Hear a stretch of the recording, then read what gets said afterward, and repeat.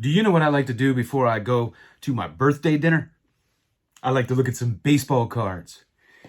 I got a rare one in today. I can't wait to show you this. I'm so excited. But before I do, on a recent video I just did, I showed you this Ollie Pickering card. And I mentioned how the term Texas Leaguer comes from him. But I failed to mention, and I should have mentioned, that he was the first batter ever in the American League in 1901 when they joined the majors. So I should have mentioned that. So he holds two distinctions in baseball history. But I got a special rare one right now of one of the greatest pitchers of all time. PSA has only ever graded 22 of these. So, here we go. It's a 1909 to 1911 Colgan's Chips, one of my favorite sets of all time. And it's Addie Joss. If you've never held one of these, they're very thin. And man, it's just amazing to me that you could still find them in such fantastic condition. This is just a great example of these. Very tough to find this one.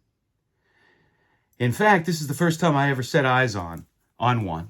And I always talk about how you can find old, vintage, rare cards for a fraction of what you could pay for some of these rookies that haven't even proven themselves yet. And I don't normally do this, but I'm going to tell you what I paid for this. Just to give you an example. I paid $175. Now, if you try to get one of his e-cards, you're going to pay a heck of a lot more than that.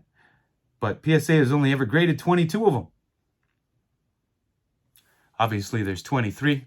Don't know how many SGC graded, but aren't a whole lot of them. Definitely not easy to find. Now, Addie Joss was one of the greatest pitchers in baseball history. Now, he was only the fourth player ever to record a perfect game, only the second player in the modern era. He had 2 no-hitters. He has the second lowest ERA in history, only behind Big Ed Walsh. His lifetime ERA was 1.89. Let's see here. I jotted down a few numbers because he had 45 shutouts. He had 920 strikeouts. And he had 234 complete games. That is probably more complete games than happens in the majors now over a 20-year period. Just incredible stats. And 164, I think, wins. And he had a short career. He died in 1911. He died of tuberculosis meningitis. And so these were produced in 1909 to 1911. It's possible that they were still distributing these after his death. His T205 card, which is one of the highly sought after cards in that set and one that I need to add, was made after he had passed away.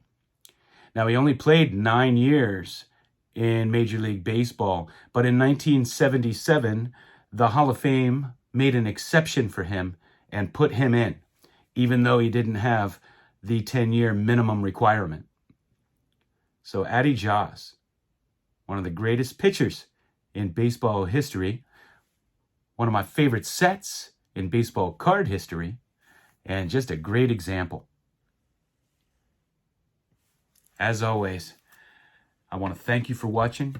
I'm going to go to dinner. It's a great restaurant in Charleston, and I'm going to have a nice filet mignon with a nice red wine, maybe a cab, maybe something Italian. And after that, you know what I'm going to do? I'm going to look at some more baseball cards. Thanks for watching.